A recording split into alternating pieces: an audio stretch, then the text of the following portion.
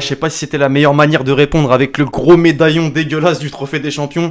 L'équipe, j'espère que vous allez bien. Aujourd'hui, nouvelle actu foot. Alors ça va faire presque un an maintenant qu'on vit une période particulière. Je vous apprends rien. Je viens juste de me taper le nez dans ce micro, je vais peut-être l'abaisser. Le football donc en fait évidemment les frais, sportivement, même pour les grosses équipes, depuis le début de la saison et cette semaine même, vous l'avez vu, deux grosses équipes sont tombées, deux gros européens sont tombés en coupe. On va forcément en parler, mais juste avant d'entrer dans le vif du sujet, l'équipe, je vais simplement vous rappeler que la vidéo, la série même est sponsorisée par OneFootball, l'application numéro 1 sur toute l'actualité du ballon rond. Application gratuite donc, et application sur laquelle également, en plus de l'actualité, vous pouvez check les différents classements, les scores en direct, les statistiques, chose importante dans le football moderne. Alors pour tous ceux qui ne l'ont pas encore téléchargé, bah n'hésitez pas, je vous ai mis le lien dans la description. Et tant qu'à faire, c'est l'instant blabla, pensez à lâcher le gros pouce bleu, voilà, toujours aussi important sur la série. Merci une fois de plus à tous ceux qui contribuent.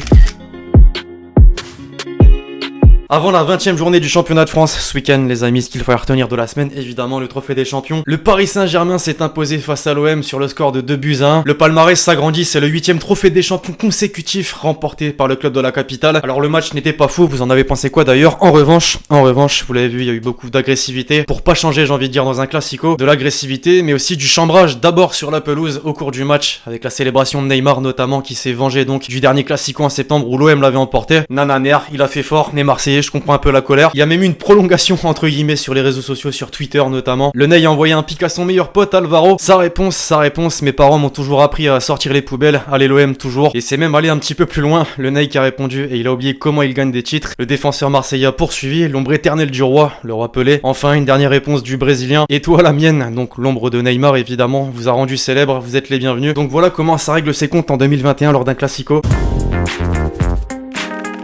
Le petit point presse, désormais les amis, donc on en a suffisamment parlé, le PSG a remporté le trophée des champions. Une belle revanche après le dernier classico perdu en septembre. Place à la Ligue 1 et à la 20e journée du championnat plus particulièrement ce week-end. Quelques matchs intéressants, des cotes intéressantes aussi avec le partenaire BetClick. Dans le dernier épisode de la série, j'avais recommandé Neymar buteur pour le classico face à l'OM. Il a marqué. Cette fois-ci, justement, j'ai envie de miser sur une victoire de l'OM en simple. Cote à 1,45 plutôt intéressante. À inclure, pourquoi pas dans un combiné. À vous de voir. Les amis, l'application BetClick également disponible dans la description. Jusqu'à 100 € offerts sur votre premier pari et évidemment mon code promo Lexitier. Au passage, mes Marseillais, un petit point mercato. L'OM tient peut-être son numéro 9, ça y est, il va falloir un accord avec Naples. Pablo Longoria s'est mis d'accord avec Arkadiusz Milik, le buteur polonais donc, qui était déjà dans le viseur du directeur sportif dès le début du mercato. Reste plus qu'à négocier donc entre les deux clubs. Bonne nouvelle.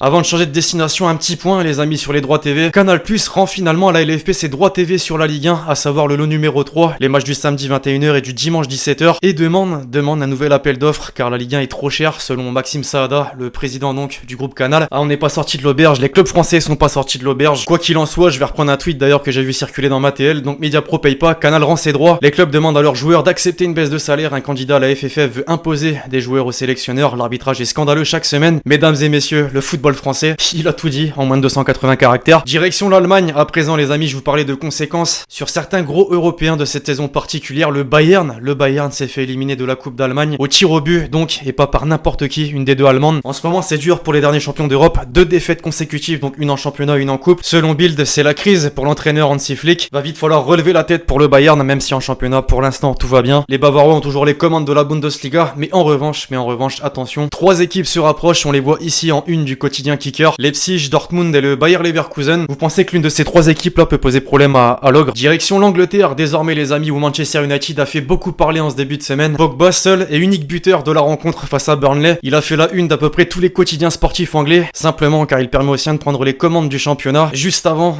ce dimanche à 17h, le choc face à Liverpool. Ah, ça va être intéressant, vous voyez qui en sortir vainqueur. En attendant les amis, ça va moins bien pour Tottenham qui a été tenu en échec sur sa pelouse par Fulham, score final 1 partout. De même qu'Arsenal, les Gunners n'ont pas perdu certes, mais score nul, vierge à l'Emirates Stadium face à Crystal Palace, 0 partout. Un petit coup d'œil au classement donc, je vous l'ai dit, les Red Devils ont pris 3 longueurs d'avance sur Liverpool. Manchester City qui a battu Brighton d'ailleurs et qui a un match de retard, suit derrière, tout comme Leicester et Everton. Les Gunners du coup, vous les avez aperçus toujours dans le ventre mou du classement. Direction l'Espagne, à présent les amis, Campeón de Invierno, c'est fait, l'Atlético Madrid est champion d'hiver après sa victoire face à Séville 2-0. Correa buteur, en plus, même en faisant tourner, Diego Simeone s'en sort très bien. Les Colchoneros en tête de la Liga et surtout surtout avec 2 matchs de retard. Ça, c'était pour le championnat. Il y avait la Super Coupe d'Espagne cette semaine. Le Barça s'est fait peur, mais le Barça s'est imposé au bout du compte après une séance de tir au but. Un joueur largement mis en avant, Ter Stegen, le gardien, il a été tout simplement décisif. Tout le contraire, les amis du grand rival, le Real s'est incliné face à Bilbao et le Real est éliminé de la Super Coupe d'Espagne. Du coup, on aura droit à une finale, à un super classico entre le Barça et l'Athletic Bilbao. Au passage, on a parlé du Barça dans la une de Mundo Deportivo aujourd'hui, vous les voyez en bas. Laporta, Font et Frexa sont désormais les 3 candidats potentiels pour la présidence du club Blaugrana. A noter que Laporta est le grand favori, il a obtenu le plus de voix. De l'autre côté des Alpes, dorénavant les amis, c'était les 8e de finale de la Coupe d'Italie. Tous les gros, quasiment, se sont qualifiés pour la suite de la compétition, à commencer par l'AC Milan qui s'est fait peur en allant jusqu'à la séance de tir au but face au Torino. L'Inter est allé chercher la victoire sur la pelouse de la Fiorentina. La Juve à domicile sur sa pelouse face au Genoa. La petite surprise peut-être Sassuolo éliminé par la Spal. Concernant le championnat, de gros chocs ce week-end à commencer par ce soir, le derby entre les 2 équipes de la ville de Rome, Lazio AS Roma, mais surtout ce dimanche l'Inter de Lukaku face à la Juve de Ronaldo. Match évidemment d'une importance capitale pour le haut de tableau. Un petit point, les amis, sur la semaine en chiffres. Jean-Michel Schmitt statistique.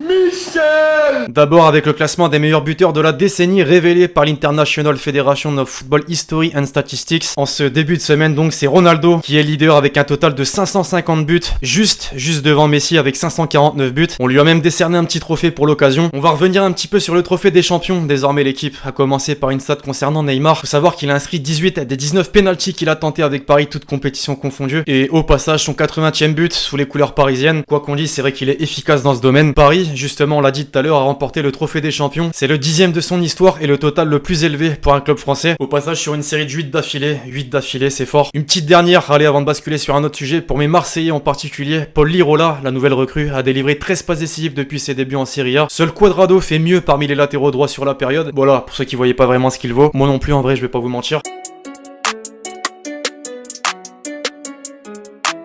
Place désormais les amis aux quelques déclarations de la semaine qui en valent le détour. On commence tout d'abord avec le trophée des champions, encore une fois. 2 jours plus tard, visiblement Alvaro n'a toujours pas digéré le Classico. Neymar en particulier, avec une personne beaucoup moins intelligente que toi, c'est très facile de la dépasser dans de nombreux domaines de la vie. Bon, je crois que les clashs entre les deux là ne se termineront jamais. Thauvin, cette fois-ci un peu plus réglo, qui a donné son ressenti sur le match. La défaite est rageante, mais ce qui est important de souligner, c'est qu'on progresse face au PSG. Avant on était surclassé, maintenant c'est plus le cas. Ça c'est formel, on peut pas le contredire. Des propos nuancés donc entre Alvaro et Thauvin, pareil pour les deux entraîneurs. D'abord Pochettino, après 3 matchs joués dont cette finale contre notre plus grand rival, c'est très important d'avoir gagné, c'est une question d'honneur. Villas-Boas ensuite, le plus grand honneur pour nous, c'est qu'il fait de ça comme s'ils avaient gagné la Ligue des Champions.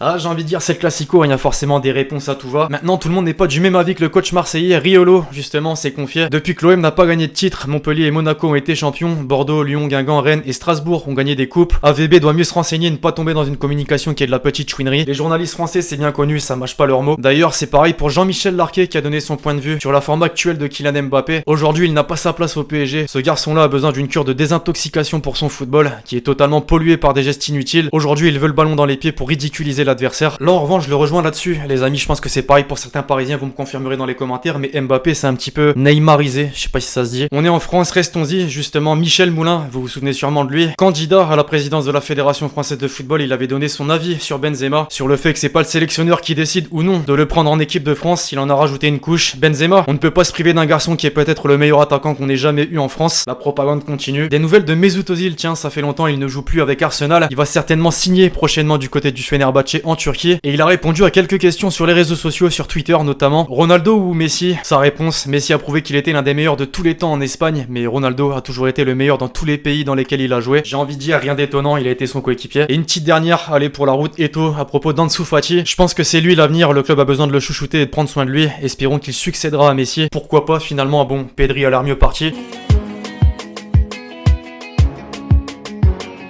On met les déclats de côté, les amis, désormais place à Twitter. Pelé encore et toujours dans la sauce, le CM de Winamax pour commencer. Pelé après avoir acheté un canapé chez But. Ça me fume, mais vraiment littéralement Pelé d'ailleurs, les amis, qui va voir son documentaire Netflix. Ouais, c'est prévu pour bientôt, le teaser officiel est sorti récemment sur YouTube. On pourra peut-être voir ses 1280, je sais plus combien de buts, ou pas. Le trophée des champions, encore une fois, est évidemment au centre de l'actualité. Juste avant le match, ça commençait déjà avec le hashtag PSGOM, suite à une demande de Dimitri Payet. Le match PSGOM sera délocalisé juste ici. Le McDonald's juste à côté du stade Bollard à Lens. Julien Cazard, c'était inévitable. Neymar, la seule étoile que verra Payet dans sa carrière est celle qu'il laisse sur Uber Eats.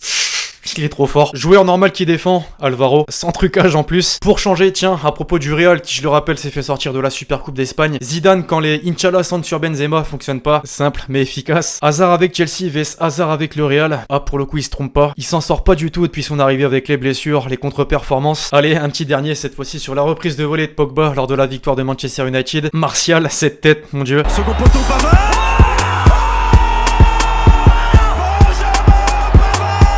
On vient de le mentionner, justement les amis, Pogba buteur pour permettre aux siens de prendre les commandes de la première ligue, mais aussi avec la manière, cette reprise de volée.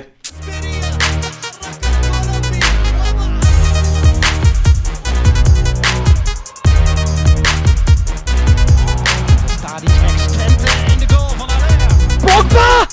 Pogba!